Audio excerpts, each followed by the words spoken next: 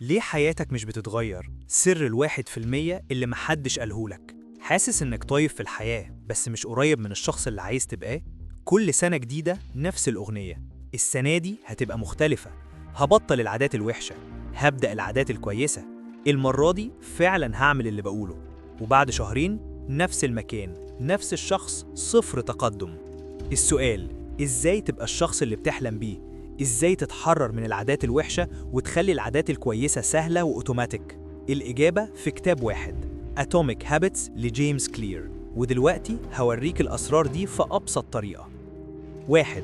الطيارة والثلاث درجات، The 3 degree shift. تخيل طيارة مسافرة من نيويورك للوس أنجلس. قبل الإقلاع غيرت الاتجاه 3 درجات بس، حوالي 80 بوصة. لو فضلت طيارة في خط مستقيم هتوصل تيخوانا في المكسيك مش لوس أنجلس. نفس الموضوع مع عاداتك. تغييرات صغيرة في عاداتك ممكن تغير مسار حياتك بطرق مش هتلاحظها غير بعد سنين لما تبص ورا. في الاتجاهين، الكويس والوحش، أنت يساوي عاداتك. قوة 1%. الرياضيات مش بتكذب. معظمنا مقتنع إن النجاح الضخم محتاج أفعال ضخمة، Massive Action. بنتوقع إننا نعمل قفزة كمية، Quantum Leap.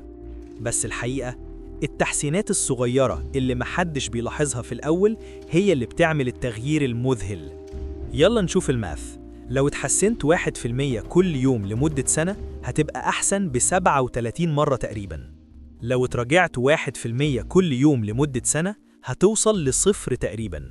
العادات ممكن تتراكم ضدك، ستريس، نيجاتيف سيلف توك ممكن تتراكم لصالحك، knowledge، productivity، skills، relationships. النجاح نتيجة العادات اليومية مش التحولات اللي بتحصل مرة في العمر. حقيقة التقدم، وادي الخيبة، the valley of disappointment. لما تبدأ أي مشروع في حياتك إحنا بنفتكر التقدم هيبقى كده، خط مستقيم لفوق. بس اللي بيحصل فعلا في الأول مفيش تقدم ملحوظ. وادي الخيبة، the valley of disappointment. عملت مجهود كبير بس مش شايف نتائج، ودي المرحلة اللي معظم الناس بتستسلم فيها. الحقيقة أقوى نتائج أي عملية تراكمية متأخرة، عشان كده الصبر مطلوب. الأهداف مقابل الأنظمة. انسى الأهداف، انسى الأهداف، ركز على الأنظمة. إيه الفرق؟ الهدف هو النتيجة اللي عايز توصل لها، النظام هو العمليات اللي بتوصلك للنتيجة. مشاكل الأهداف: 1. الناجحين والفاشلين عندهم نفس الأهداف، يعني الهدف مش هو اللي بيفرق. 2. تحقيق الهدف بيغير حياتك للحظة واحدة بس، بعدها بترجع زي ما كنت. 3. الأهداف بتخلق صراع يبيض يسود، يا تحقق الهدف وتنجح يا تفشل حتى لو انت بتتقدم في الاتجاه الصح. 4. لما تحقق الهدف بعدها تعمل ايه؟ لو هدفك كان تجري ماراثون، بعد ما تخلصه الحماس هيروح وهترجع لروتينك القديم. الأهداف كويسة عشان تحدد الاتجاه، بس الأنظمة أحسن عشان تعمل تقدم. طبقات تغيير السلوك. ابدأ من الهوية، 3 layers of change.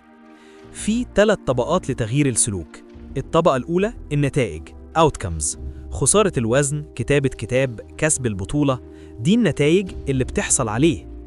الطبقة الثانية العمليات، process، الروتين الرياضي الجديد، عادة القراءة اليومية، دي العمليات اللي بتعمله. الطبقة الثالثة الهوية، identity، معتقداتك، نظرتك للعالم، إزاي بتفكر في نفسك، دي الهوية اللي بتؤمن بيه. معظم الناس بتركز على النتائج، بس أحسن طريقة تغير عاداتك ركز على الشخص اللي عايز تبقاه مش النتائج اللي عايز توصل لها. أمثلة: الهدف مش تتعلم آلة موسيقية، الهدف تبقى موسيقي. الهدف مش تجري ماراثون، الهدف تبقى رانر، عداء. لما الحاجة اللي عايزها تبقى جزء من هويتك ساعتها سلوكك هيتغير بشكل طبيعي. لما تقول لنفسك وللناس أنا رانر هتحب تعيش على قد الهوية دي. فكر نفسك كل مرة تتمرن أنت رياضي، كل مرة تكتب سطر كود أنت مبرمج، كل مرة توجه فريقك أنت قائد. حلقة العادة، Cue، Craving، Response، Reward. العادة هي حاجة اتكررت كفاية لحد ما بقت أوتوماتيك. في الآخر عايزين عاداتنا تحل المشكلة بأقل مجهود. العادة بتتشكل وتتعزز من خلال حلقة مستمرة. Cue الإشارة، Craving الرغبة، Response الاستجابة، Reward المكافأة. مثال واحد، الموبايل. Q، الموبايل رن. Craving، عايز أعرف مين اللي بعت. Response، رفعت الموبايل. Reward، عرفت مين بعت. مثال 2، السوشيال ميديا. Q، دماغك راحت في الشغل. Craving، عايز تخفف الإحباط. Response، فتحت السوشيال ميديا. Reward، خففت الإحباط شوية. مع الوقت المكافآت بتتربط بالإشارات. في المثال ده فتح السوشيال ميديا بقى مربوط بدماغك لما تروح في الشغل، وبعدين فتح فيسبوك بقى الإشارة لفتح إنستجرام، واللي بيبقى الإشارة لفتح يوتيوب، وقبل ما تحس 20 دقيقة ضاعت. وكل ما تكرر الحلقة دي أكتر كل ما تبقى أقوى وأكتر أوتوماتيكية. القانون الأول، اجعلها واضحة. معظم عاداتك الحالية أوتوماتيك لدرجة إنك مش حاسس بيها، لازم تبقى واعي بعاداتك الأول قبل ما تغيرها. الأداة Habit Scorecard، كشف حساب العادات. اكتب كل سلوكياتك اليومية من ما تصحى لحد ما تنام. كشف الحساب هيبقى شكله كده: صحيت عادي، شيكت الموبايل سلبي، عملت تمرين إيجابي، فطرت أكل صحي إيجابي، سكرولد على إنستجرام ساعة سلبي. في المرحلة دي مش بنحاول نغير حاجة، بس بنلاحظ إيه اللي بيحصل فعلاً، لحد ما تخلي اللاواعي واعي هيتحكم في حياتك وهتسميه القدر. من كارل يونغ. Implementation Intention، الغموض مشكلة حقيقية. يوم ما هخس سهل تقوله بس غامض قوي، محتاج وقت ومكان. الصيغة، هعمل السلوك الساعة كذا في المكان كذا. مثال وحش، هقرأ أكتر الشهر ده. مثال كويس، هقرأ كتاب لمدة 15 دقيقة كل يوم الساعة 6 صباحاً في الأوضة الفاضية. Habit Stacking، تكديس العادات. اربط عادة جديدة بعادة موجودة. الصيغة، بعد العادة الحالية هعمل العادة الجديدة. مثال، بعد ما اغسل سناني هعمل ستريتشنج لمدة 5 دقايق. ممكن تكدس عادات مع بعض: غسيل السنان، تأمل 10 دقايق، تخطيط اليوم، بعدين تشيك السوشيال ميديا. البيئة أقوى من الإرادة بكتير.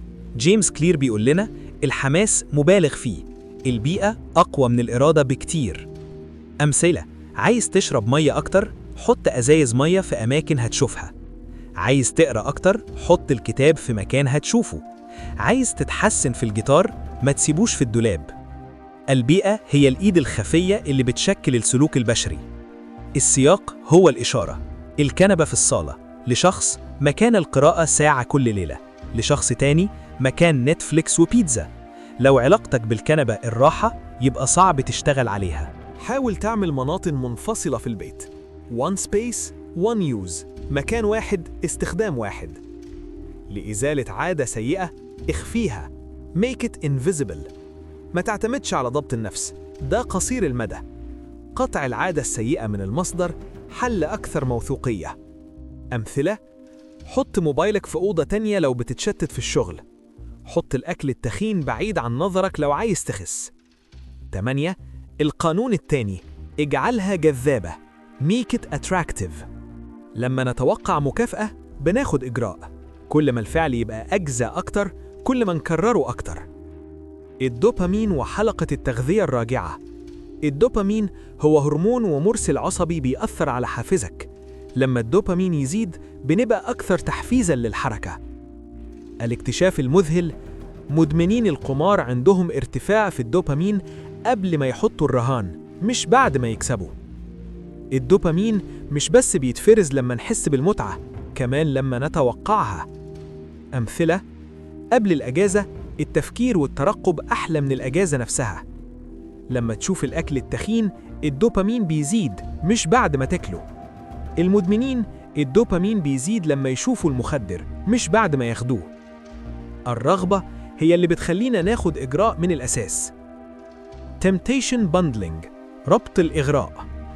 اربط حاجة محتاج تعملها بحاجة عايز تعملها معاً. مثال: شوف نتفليكس اللي انت عايز تعمله زائد تمرين اللي محتاج تعمله معاً. ده بيطبق مبدأ بريماك. السلوكيات الأكثر احتمالاً هتعزز السلوكيات الأقل احتمالاً. تأثير المجموعة. إحنا باستمرار بنتساءل الناس هتفكر فيا إزاي، وبنغير سلوكنا بناءً على الإجابة. إحنا متأثرين بالناس الأقرب لينا والمجموعات اللي بننتمي ليها. لو عاوز تبني عادة جديدة لاقي واندمج في ثقافة العادة دي فيها هي العادية. أمثلة: عاوز فتنس، صاحب ناس فت. عايز تقرأ أكتر، انضم لبوك كلاب. قاعد برمجة دماغك، reprogram your brain. ركز على فوايد العادة مش عيوبها. أمثلة: فتنس يعني صحة ورفاهية مش تعب. تنظيف البيت يعني بيئة سلام مش وقت ضايع. توفير الفلوس يعني حرية مالية مستقبلية مش تضحية. 9. القانون الثالث: اجعلها سهلة. Make it easy. كم من الوقت بياخد فعلا عشان تتكون عادة؟ الإجابة مش الوقت، عدد مرات التكرار. قانون أقل مجهود: كل ما الطاقة المطلوبة أكتر، كل ما احتمالية حدوثها أقل. محدش هياخد طاقة تقريبا عشان يقرأ صفحة واحدة يوميا، بس لو محتاج تسافر 20 دقيقة زيادة عشان الجيم، غالبا مش هتروح. قلل الاحتكاك وحياتك هتبقى أسهل. جهز البيئة للاستخدام. Prime the environment. أمثلة: هحط هدوم التمرين بالليل عشان أصحى ألبسهم واتحرك. هحط المقلاة على البوتاجاز والمكونات جاهزة عشان الفطار الصحي. ده كله عشان تقلل الاحتكاك. قاعدة الدقيقتين The 2-minute rule. قلل العادة المرغوبة لنسخة دقيقتين. أمثلة: جري ماراثون، لبس الجزمة والستريتشنج دقيقتين. قراءة ساعة يومياً، قراءة صفحة واحدة. لازم تثبت الروتين الأول وبعدين ببطء تزود الصعوبة. زود الاحتكاك للعادات السيئة. اعمل حواجز بينك وبين العادة السيئة. أمثلة: عايز تتفرج على تلفزيون أقل، اطفيه بعد كل استخدام وحط الريموت في مكان بعيد. بتصرف عشوائياً، سيب الكريدت كارد تحت كرسي العربية. 10. القانون الرابع: اجعلها مرضية. Make it satisfying. أهم قانون في تغيير السلوك. الإحساس بالمتعة يعني رسالة للدماغ إنه ده حلو، يلا نكرره المرة الجاية. اللي بيتكافئ فوراً بيتكرر، اللي بيتعاقب فوراً بيتجنب. أداة Habit Tracker. متتبع العادات. راقب تقدمك باستخدام مقاييس بصرية. أمثلة: كل مكالمة مبيعات حرك رخمة من برطمان لبرطمان. كل 25 دقيقة كتابة حرك مشبك ررق. اشطب اليوم في الكالندر بعد التمرين. عدم كسر السلسلة. تفويت مرتين يعني بداية عادة سيئة. في اليوم السيء أحسن تعمل 10 سيت أبس بدل من 50 من إنك ما تعملش خالص. شريك المحاسبة. السلوك أقل احتمالاً لما الألم يكون فوري. المحاسبة من شريك طريقة كويسة. مثال: أنا مديون لك $10 كل مرة أفوت تمرين، بالإضافة للاحترام اللي هخسره. عقد العادة. اعمل عقد شفوي أو كتابي بتوضح فيه هلتزم بالعادة دي، ولو خالفت هيبقى فيه عقوبات، واستخدم شريك المحاسبة عشان ينفذ العقد. الزبدة. يلا نلخص الكتاب كله. أولاً، تغيير 3 درجات يعني وجهة مختلفة تماماً. التغييرات الصغيرة بتغير مسار حياتك. ثانياً، قوة 1%. تحسن 1% يومياً يعني 37 مرة أحسن في السنة.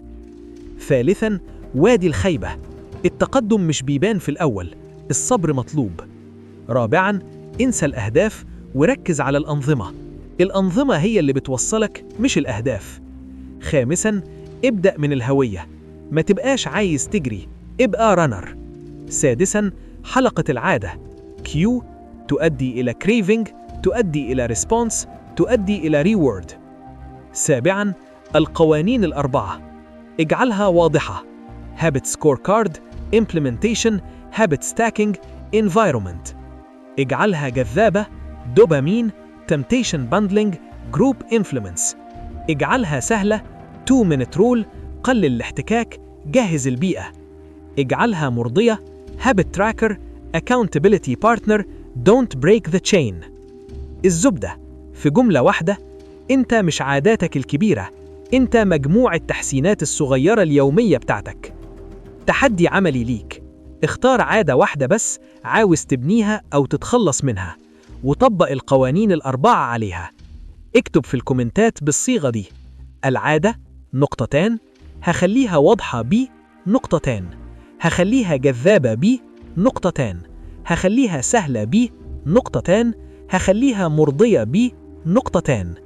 مثال: العادة: القراءة يوميا نقطتان.